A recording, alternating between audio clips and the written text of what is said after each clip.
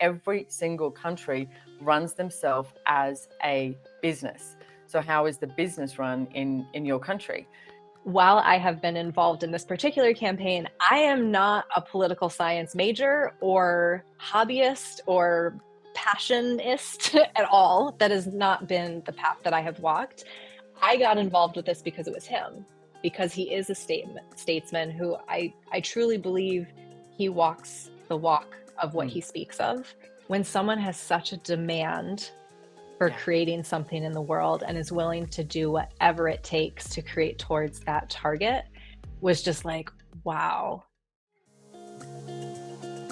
Welcome to the Choice, Change and Action podcast, where you get to choose, change and take action to create a different today and a different future. Hi, everybody. Welcome to Choice, Change and Action podcast. So you have myself, Simone Milasas, your host, and I'm in Mexico City at the moment, ready to fly to Medellin, Colombia. Well, I say ready to fly. I've still got to pack, but I'm almost done. Ready to fly to Medellin, Colombia. And I'm joined here today with Miss Kate Sarton. So welcome, Kate. Hello. Thank you for having me.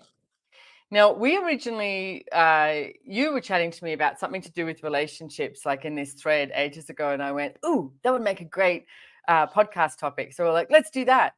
And then there's been a whole lot of things that have shown up in the world and in your world and in all of our worlds that I went, oh, I think we need to talk about this. So, Kate, who are you currently volunteer working with? Yeah, so I have been, I call it, I like stumbled into it, but I've been volunteering and being a part of the Bobby Kennedy or Robert Kennedy Jr. campaign. And how did you, okay, so stumbled. How did you stumble into that? What happened? Yeah, so basically, I had been following him for a really long time. I actually took a lot of environmental studies classes in college, so like knew about him way back when. And then I started refollowing him when my daughter was really little, and I was learning a lot more about health and like the vaccine schedule and all these things. And I was in such admiration for his ability to navigate complex issues and being able to look at it from so many different sides without it being reactionary, but basically like, here is a landscape. What would you like to choose with it? And I just thought that was incredible. So then when I learned that he was running for president, I was like, this is an ask of mine showing up. Absolutely. And so I was all in. And then I learned that he was coming to Maine to do a town hall and a donor dinner. And I was basically like, all right, whatever it takes, I'm going to be there. And when I walked into the town hall, it was so great. I walked in the door and there was a young gentleman standing there who ended up being, in the long run, not then, but he ended up becoming like the national director for volunteers eventually. He had a clipboard and was asking people if they wanted to sign up to volunteer. And if I had gone logical, I would have said no, because I had no time. I had no time to volunteer at all. I work a lot. I have a daughter, etc. And but it was like, I was like, well, I should just put my name down. Who knows? And so I went ahead and put my name on the list. And actually, I think I even asked him when I put my name down, I was like, is this just for like knocking on doors and making phone calls, or is it bigger than that? Because if it's just those things, like I can't commit to that kind of stuff. And he was like, oh no, we're going to have so many different ways that people can get involved. So I put my name on the list. And a couple of weeks later, I got an email and a reach out, and I filled out a form talking about the different ways I would like to be able to contribute. Social media was one of them. They didn't have anyone for the state of Maine for that account. And I had that skill set and availability because it worked with my schedule. And then along the way, like getting to know people, being a part of all of it, I ended up getting more and more involved and supporting the other social media accounts and getting on all these meetings. And so anyway, that's what I mean about stumbled. Like none of it was on purpose, but like these things just kept showing up. And so then the choices evolved into other things. Which I so get, I mean, is how the universe works as well. I love that it's so old school, clipboard. I know. Started with a clipboard. Like, it really did. Yeah. I do. I love that freshness. And I love the way you actually described him, because I too have, I mean, being in Australia, it's like, let's talk about that for a second, because, you know, being in Australia, it's like you grow up and America is like, "Wah," you know, it's in our everything. It's, you know, I don't necessarily think it's the great stuff, but it's like, you know, every can of Coke, every McDonald's, every, you know, every TV show that we watched was America. So we knew so much about America through our TV growing up. And it was sort of like we're going to be okay because America's got our back. Like that's definitely the energy that you grow up with. It's like, you know, we're told that America is the leader of the free world and, you know, all of this sort of stuff. And so you grow up watching that. And I love it because many years ago, right, people would think of Australia and they'd be like, oh, Crocodile Dundee, you know, that's what they saw. That was our export, you know, Crocodile Yeah. Dundee. And which is fine. But as I got older and was more aware of, I guess, politics, looking at that, you could see, because I really adored my father. He passed away about 10, 12 years ago now. And he was always looking at it and always interested. Like he used to wake up at 3 o'clock in the morning, bless him, and he would make a cup of tea as the New York Stock Exchange opened so he could see what was happening, you know, in New York. And I guess I get that it was also his quiet time away from my mother and away from everything was this, you know, 3 o'clock in the morning. But he was always very interested, and he was a chartered accountant, and he would have, you know, financial magazines. And throughout my years, he would always cut, you know, old school again. He would cut articles out and he'd post them to me, things that he thought were relevant to the businesses I was choosing. And so grateful for him. But I did have political conversations with him. And I remember at the time when Obama got in, and I was living part-time in Santa Barbara, and he was asking me questions of what that was like. And because in Australia, I know Obama has a lot of his stuff that he did that people disagree with and all of that. Like we could, every president, you know, you could go into that. But there was something about being relaxed in Australia when Obama was in. You sort of went, Mm. like after the Bushes, you were like, okay, maybe America does have our back, you know? And because there's Mm. various things that were chosen in other presidents that they didn't show up for Australia when we thought they would, you know?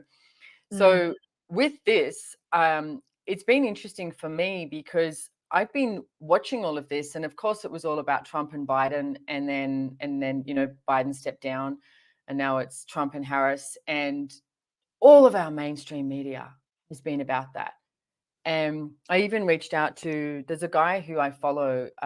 He's a great businessman, you know, classic story of growing up poor in Western Sydney, you know, Greek parents, like this whole thing, like from immigrants, etc. And he has a podcast called Straight Talk with Mark Burris. And I listened to it and I reached out to him and said, hey, have you ever thought about getting Robert Kennedy on? And he wrote back and said, well, probably one of his team, and said, yes, I'd love to. Do you know him? And I was like, brilliant question, you know? So then I reached out to you, and I also reached out to another friend of mine, Darren O'Lean, who I know is friends with Robert. And he was like, Simone, I can't even get him on my podcast at the moment. Like every podcast you've seen, he's recorded before, and you know this. And he said, but I'll do my best, you know. And Yeah. then, but I was so attempting, and I could see people like Mark Burris also attempting to get him in the face of Australia as well, rather than just the mainstream media. And I've been so Mm. grateful for social that if you are following him, and please start following him, is that you can obtain a hell of a lot of information about where he's coming from. And I love the description that you just gave, because he's an environmental lawyer, and how all the different conquests, I'm going to say, that he's achieved, and how he's, you know, done that throughout the world. So now, just recently this week, I know we're recording this podcast now, but this will come out next week, is he made his announcement, which was very funny because he was late on his announcement, but I was doing advanced body class. And as soon as we stopped for lunch, 2 minutes later, and I was like, Sarah Grandinetti goes, I think he was just waiting for us to be at lunch. I think was so like, I too. think so too. So he made his big announcement. Personally, I was not shocked. I was enthused, and I think he's so smart in that he can perceive a future. And for me, it's like, you have so many politicians in the world, and there's, you know, in 2020, 21, there was a few leaders in the world that I actually liked. And when the whole, you know, COVID pandemic came out, I realized that the presidents of different countries, like say Macron, for example, in France, I realized, oh, all their true colors came out. Let's say it like that. Their true colors came out, that you went, oh, this guy's not as good as what I thought he was, you know? And I truly don't think that we've got anyone currently running any office in any country. And I'm willing to be wrong here, and I'm hopefully really wrong, that is being more of a statesman than a politician. And the way we would describe this is, a politician is, you know, what can I basically do to up my game in my term that I'm in, rather than, for me, you know, a statesman is being a steward of the land and a steward of the people. And I see Robert Kennedy being that. And I will do whatever I can to contribute to more of him in the world. And I do think it's a smart business choice that he made, because one of the things he said in his speech was, he swore that he would never be a spoiler. And I learned what a spoiler was. And a spoiler is someone who pretty much, you know, they're not going to win in that region, but they are taking the votes away from, correct me if I'm wrong too, are taking the votes away from somebody that it could be going to, that could create a change in that area. Is that sort of how you describe it? Yeah, it's basically the idea that it's someone who doesn't have a valid path for winning. So therefore, any vote that they get from people is taken away from others. That, Right. you know, which is like, I get it. And also, that foundational thinking implies that people's choices and votes don't really matter. Like, there's something like foundationally gaslighty to me about that. Like, I can look at it logically and see what they're saying, right? So it's not about saying there's invalid logic, Mm-hmm. but if we continue to think and believe that way, Mm-hmm. then people are always going to fear voting for what they truly believe in. That's true. And I'm pretty sure that your politics work the same as ours, as in, like, you've got, you know, the Democrats and Republics, right? And he's independent. And then we've got, in Australia, we've got Liberal and Labor.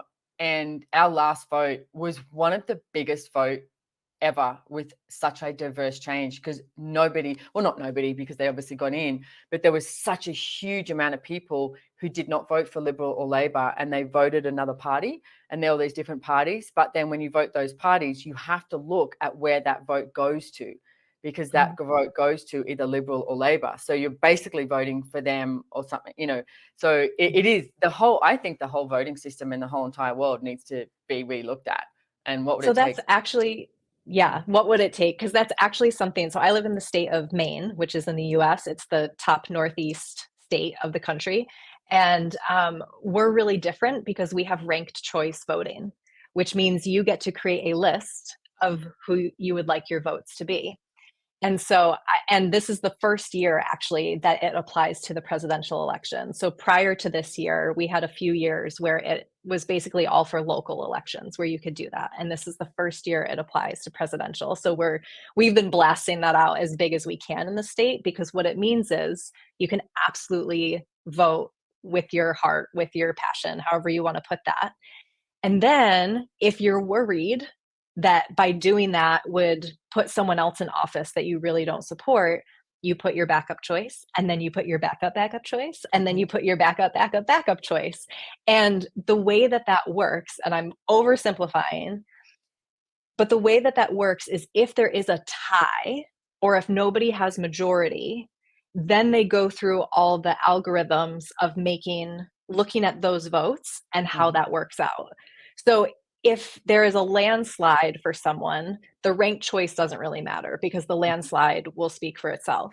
But if things get really neck and neck or no one has majority, then it allows for you to still have a choice and be a part of that choice. And it's really brilliant. We're one of the only states that does it. And I think actually the country is watching us to see how it rolls out with the presidential election and what that creates, because then the other states can start to model after. Oh, I like that. I like that. Yeah. The choice voting. Yeah. Yeah. True choice. True choice. Yeah. So how was it? Because like I said, I'm using that I'm Australian and I'm watching what's happening in America. Because I mean, whoever gets in America, it changes the world. It's as much as we might not like that, it does, right? And I would never have said go Trump, right? And after his speech, I'm like, okay, I'd like Trump in, and definitely not Harris, right? So, which I know a couple of my friends at home are like, that's interesting. I'm like, yeah, I'm allowed to change my point of view. But I so strongly back Robert Kennedy and what he looks at as a greater future, because I can see that he's not looking at just today, he's looking at the future and the business choice, because it is a business. Every country is a business. And if you think it's not a business, have a look again. Every single country runs themselves as a business. So how is the business run in your country? There are so many lies in the mainstream media. And I'm going to also recommend, if you are not a part of Rumble, you might want to jump on Rumble. I joined that like in 2020, 21. If you want to find out what's actually really going on, I think that's one of the best places for me. I don't know if you have another recommendation, but definitely not mainstream media. They're fed so much stuff that they've got to get out there. And I know I sound like a conspiracy theory, but guess what? Conspiracy is the new truth. So there you go. So Kate, what was it like for you when Kennedy, being such a large part of this, what was it like for you when Kennedy made his speech? Well, I kept watching the counter, the ticker of how many people were watching. That was the first thing. And I got really excited about that because I was like, the anticipation of that week, like it had been announced a few days out that he was going to be making a big announcement that Friday. And what was so brilliant about that is all of these people started leaning in, whether they were already supporters or not. They were like, what is he going to say? And, there was lots of speculation about what it would be or what it wouldn't be, which then created more anticipation for people to lean in to the reality show of politics and see what was going to happen. So there was part of me that was just excited that there were a ton of people tuning in, similar to when the debate happened and they did the simultaneous real debate on X. It was so awesome to watch that ticker build and build and build, and they got way more views than mainstream media did with the official debate. Can I just add in here too? A friend of mine in Australia, he is a big gamer. So he actually watched it with a guy who is a gamer, and he watched it live, and he makes all these comments. And I've watched some of this guy's stuff, and I think it's pretty good. He had over 2 million views. So that's 2 million views that you probably haven't even acknowledged. Yeah, exactly. Yeah. Exactly. Thank you for sharing that. So that was like my first thing as it was happening. And then, of course, I think what this has been showing a lot of us, especially for volunteers and supporters, is like how we navigate uncertainty. So it was like, what's he going to say? And then I would try to go into all the like predictive futures of then what that would mean. and then navigating the emotions and the things that come up with that. But then I also, of course, had people asking me questions because they knew I was volunteering and a part of the campaign. And then it was navigating what they were aware of and their points of view and all of that. So there was a very interesting swirl of stuff around all of it. I got the feeling that he was going to withdraw in some way, but I didn't know the logistics of it. And while I have been involved in this particular campaign, I am not a political science major or hobbyist or passionist at all. That has not been the path that I have walked. I got involved with this because it was him, because he is a statesman who I truly believe he walks the walk of what he speaks of. And in that is such an invitation and an example for people. So I didn't know all the like details of like what he could say and then what that would mean politically for the election. And when he announced, there was of course some like emotion, and disappointment is too big a word. So I'm not sure what that is. Maybe like a little bit of like a come down. Because I know how hard everyone had been working.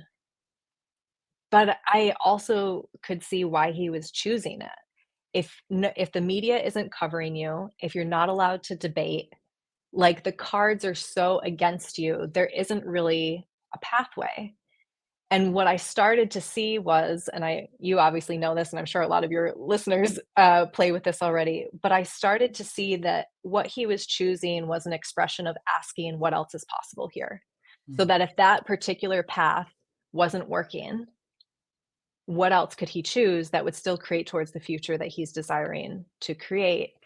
And what broke my heart, not in like a bad way, but just like of having an endearing connection and compassion for someone, was when he started speaking to why he ran to begin with.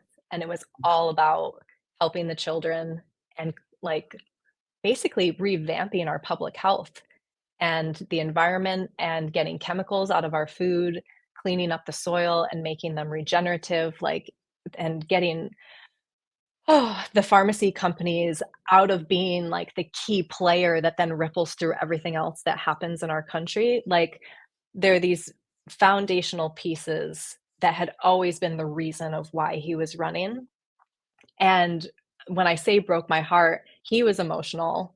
Yeah. Not that he like broke down, but he had a couple tears come out of just like when someone has such a demand for Yeah. creating something in the world and is willing to do whatever it takes to create towards that target, was just like, wow. It was so beautiful. And then what started to ripple out for me, again, it's navigating people's points of view. Trump is not my favorite person. Like, I was never a Trump supporter. For the looking at this of like, whoever would have thought that these two men would be collaborating, it just like, it was a little bit of like a bizarre beyond. I'm like, wow, how is this even happening? But it's that thing of, it doesn't always show up the way that you think that it's going to. And I know that Bobby had conversations with every single candidate. So yes, Trump, yes, Harris, previous to that, yes, Biden. But then there's also other independent candidates that are running that nobody knows about because they are also not getting any coverage. So like, I've been biased with Bobby because I've been helping out there.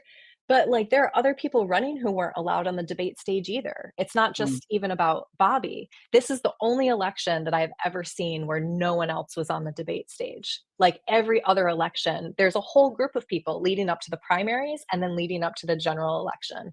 And so this was just, it's so blatant to me how controlled and manipulated this election is. Who But chooses anyway, that? Who yeah. chooses that?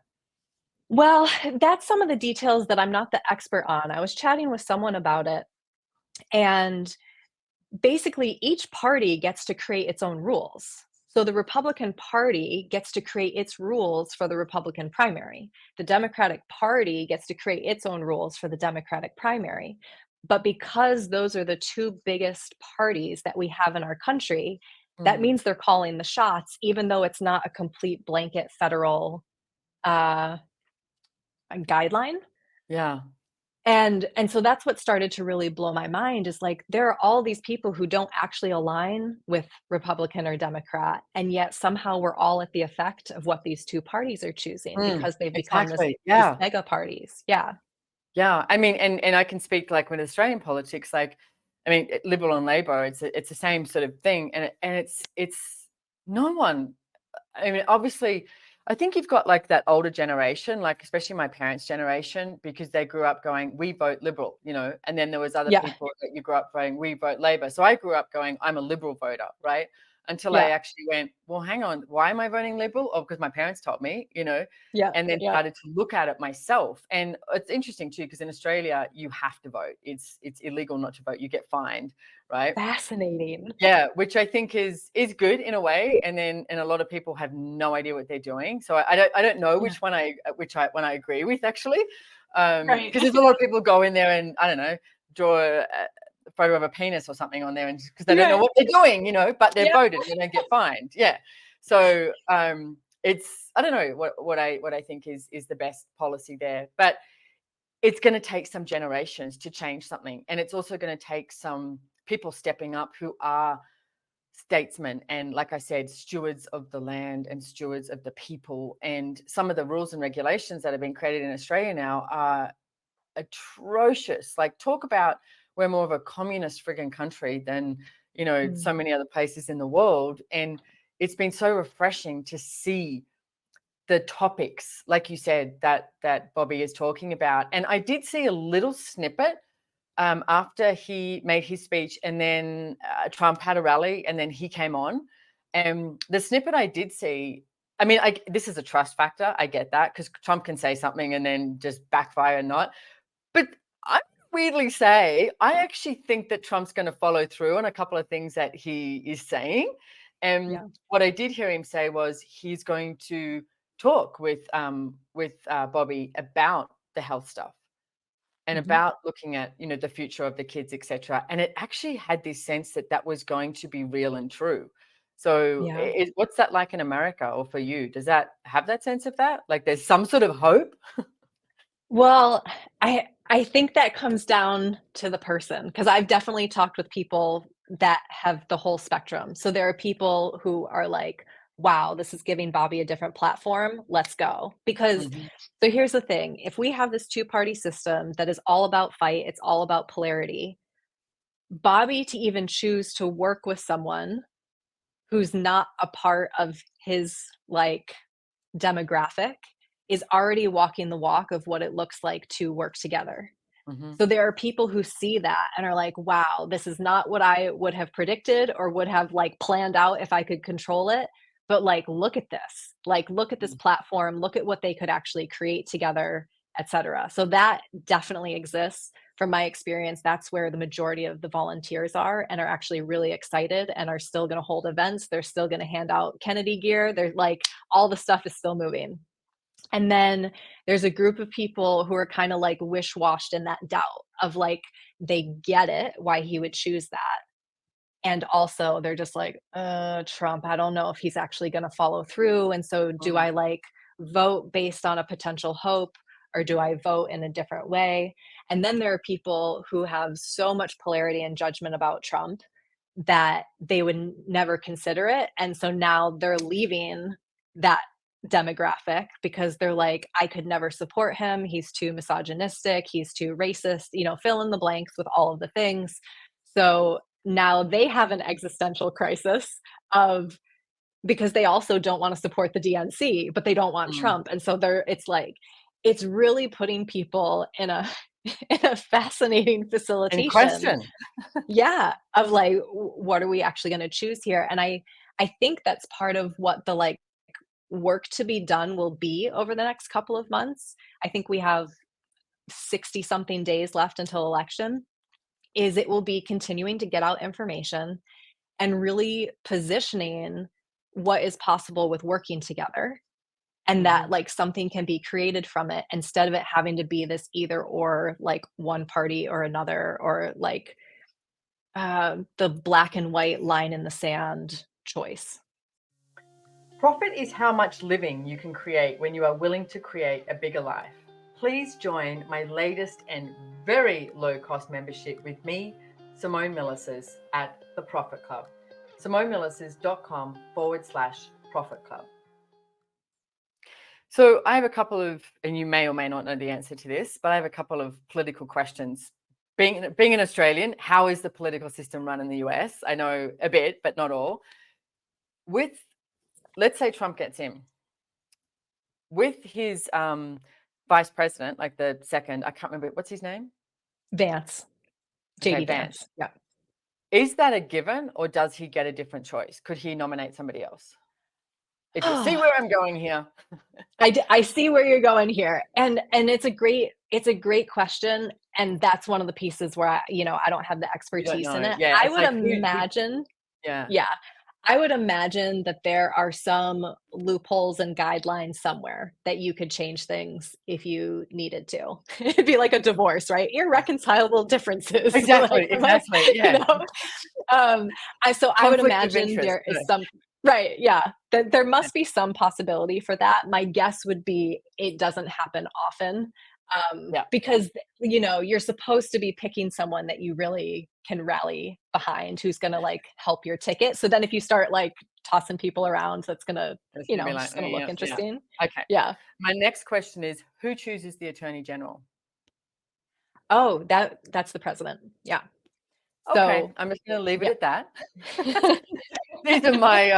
These This is Uh-huh. my questions about the political thing and where I'm asking that there could be a change.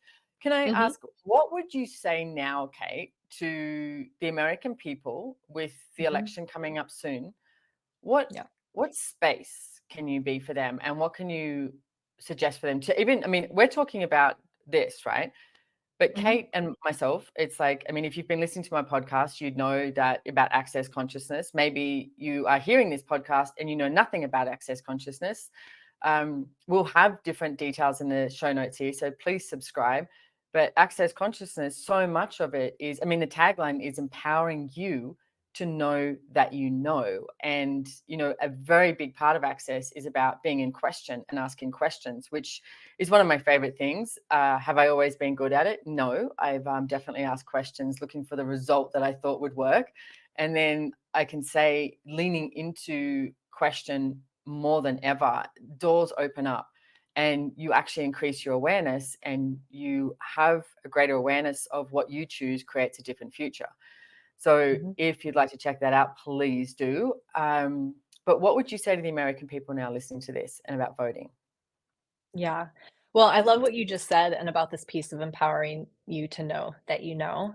I actually think, as much as I avoided politics, I actually think politics and even marketing are a really great place to be facilitated in knowing what you know. Because Mm, so much of politics and so much of marketing are about presenting an image to convince people to rally behind something. We all know it. Like, everyone knows you can watch a commercial for anything and you're like, "Oh, yeah, I see what they're doing there." They're like, they're showing, yeah. like, bright, shiny, happy people while the, like, side effects are quietly whispered really quickly about a new medicine. But anyway, so, like, we all know this to a certain degree. But then what happens is these topics and issues get spoken to that tend to activate emotions and reactions in us. And then when we get into emotion and reaction, it's a distraction from just being aware of what we know and what we would like to choose. So, one of the things that was said the other day, I think it was actually said by Amaryllis, who's Bobby's daughter in law and the campaign director. She was inviting everyone to critical thinking. And so in Access, we would talk about it more about being in the question, but other people would refer to it more about like critical thinking, like not just taking something at face value because one person said one thing, but actually like lean in, ask questions, and gather information about something. Like, I'm sure everyone can look at a point in your life when someone told you something, even if it was someone that you trusted, that ended up not being true because it was just a point of view that they had about someone. So, this ability to like lean in for yourself, ask questions, and gather information, and then choose for you. What would you really like to choose? Not based on anyone else, but based off of the information that you have and like what feels congruent for you. That type of like critical thinking and way of being in the world to me is super empowering. And it's like taking ownership of your choice and the way that you walk through the world. So there's like this huge piece for me about that. Um, I think the other piece with this, which I tapped on with that, like with Bobby announcing suspending his campaign and then endorsing Trump about it not showing up the way that I thought, there was that moment of like the come down. And then I saw Bobby get on stage at the Trump rally, and there were like 17,000, 20,000 people in that stadium in a deafening roar supporting Yeah. him. Playing You And Are My Hero. yeah, you are my It was so hero. cool. I was like, oh my God. It was just like, I got goosebumps when I watched it. Yeah. Yeah. Yeah, it was so good. It was so powerful, and I saw that, and I was like, "That's congruent." Yeah. Not that it's Trump, but that platform, that stage, that massive audience, like, that's what we have all been targeting for Bobby from the beginning, and it just showed up in a totally different way. And the reason why I'm bringing this up is, if things don't roll out the way that you want them to or think that they should, that doesn't mean you've lost. Because I think that's the other piece with politics that I got really disillusioned about is so there were these two parties and one of them would win, and then half the country would feel like they lost for 4 years until the next election cycle. But that's so defeatist. If we think that we've lost and we like go into the cave for 4 years, we lose all that time where we could still be creating and having conversations. So that would be the other piece of it is like it never shows up how you think. Get curious, ask questions. What else is possible? And like, what can you choose directly in your own life? So there's like you and your life and the choices you make will ripple out and change the world. And that was something that Amaryllis also said. She had sent out a letter to a bunch of volunteers of basically saying it's not up to you of whether you will change the world or not. You will change the world with every single choice that you make. It ripples out and automatically changes it. So then what's up to you is your choices and how you would like to be and lead in the world. And so there's this thing of like in your own life is actually a political expression. There is nothing that is not political because everything you choose is going to ripple out and affect the world. And then if we go out a little bit bigger, there's the grassroots movement and involvement. How do you want to be in your community? How do you want to connect with people and create? And it doesn't have to look like politics of running for a local office or being a part of a committee. Like you could put on a dance show, like you could have a flash mob, you could have a book club, you could go and be a part of farmers markets, or like the way that you engage with community is also incredibly political.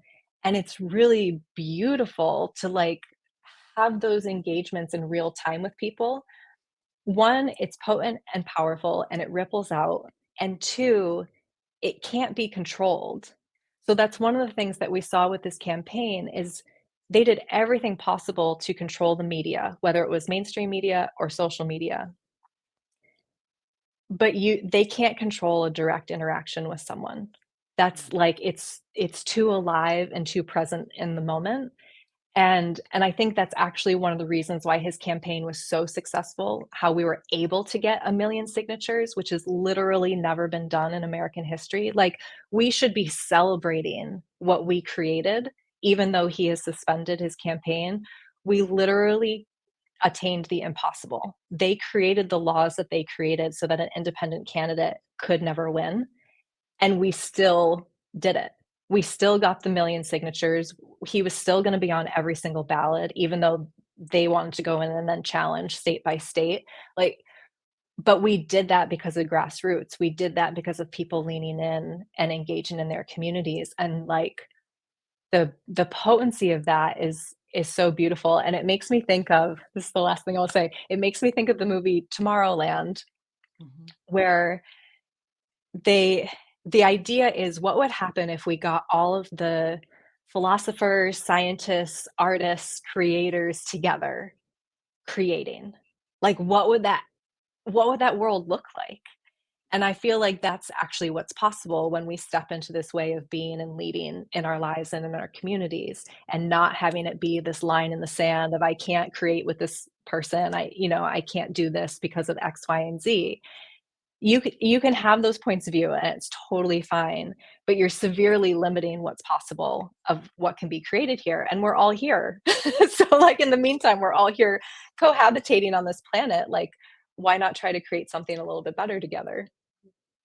I love what you've just said, Kate. It's so beautiful. And I know I keep throwing in the, like, I'm from Australia, but I just want to get out there how much this is changing the world. So anyone who has been involved in this with Kennedy, you've affected the world. So for me, a couple of the things are, almost makes me tear up, is there's friggin' hope, man. There's like, because I will say 2021, all of that really disappointed me, because I really started looking at politics all over the world, considering Australia was so fucked up in its choices that they made. And we were, one of the most locked down countries in the world. And I realized how much within each state, how much power they had to choose different things. And it was like we had no say.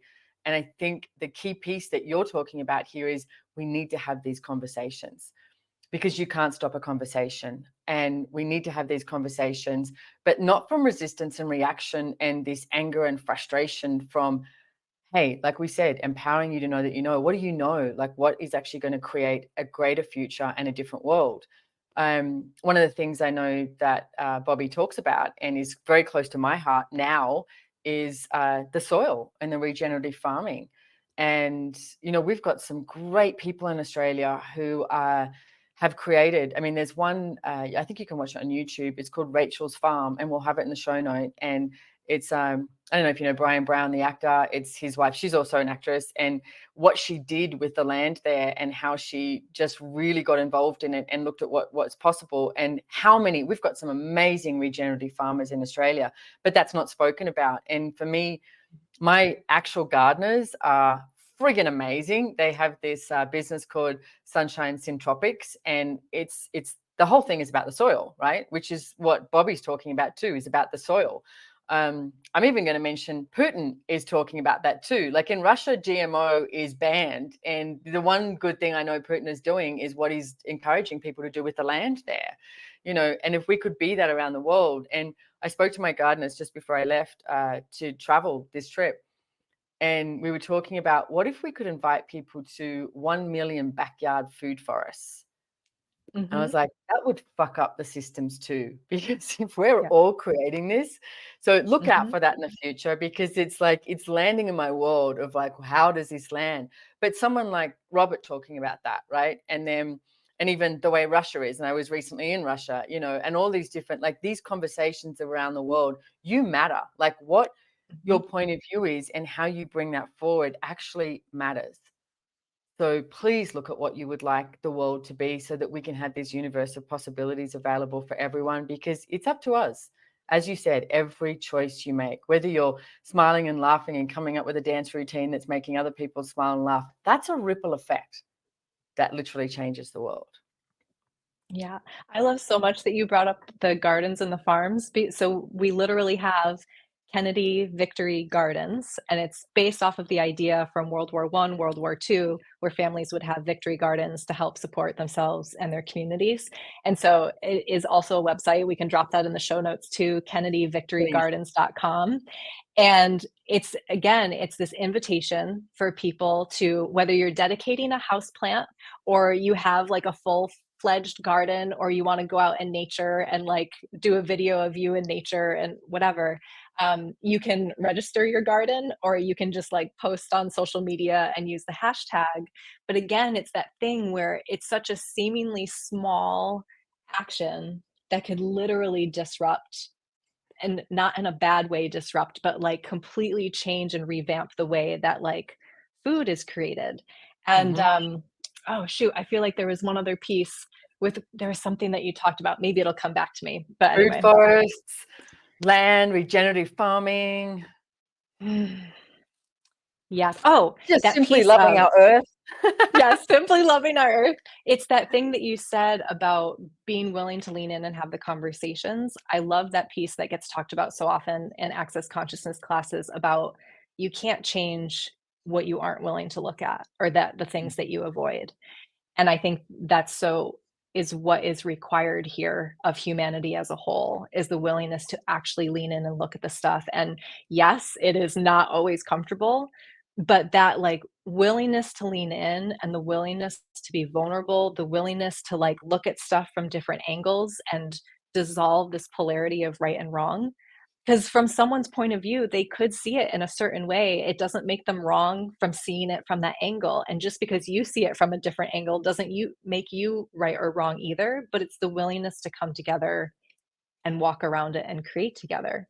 So, and I think that's that piece I said earlier of like everybody's being facilitated and walking through uncertainty. I think people are also being facilitated in walking through having challenging conversations. And I don't mean challenging as in like hard, but like it gets you outside your comfort zone. It's growth mindset. It's that piece of like, wow, like we actually have to stretch here in a generative way together if we really desire to create something different here.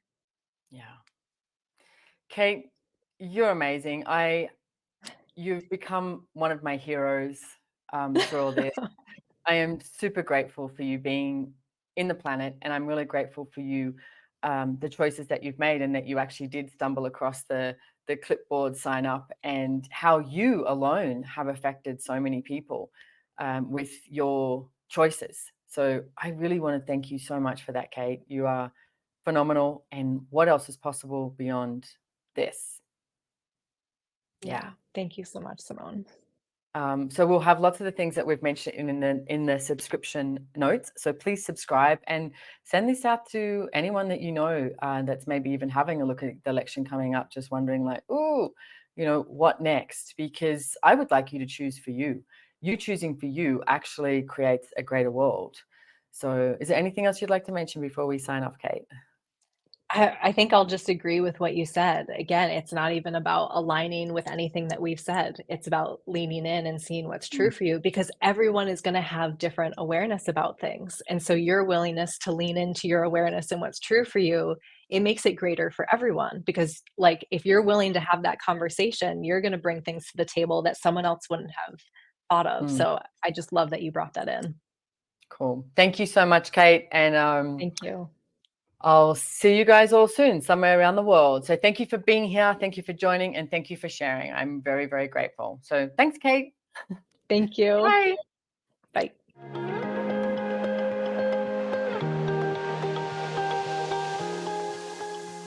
If you enjoyed this podcast, please make sure to hit the follow or subscribe button on your favorite listening platform to get notified of new episodes.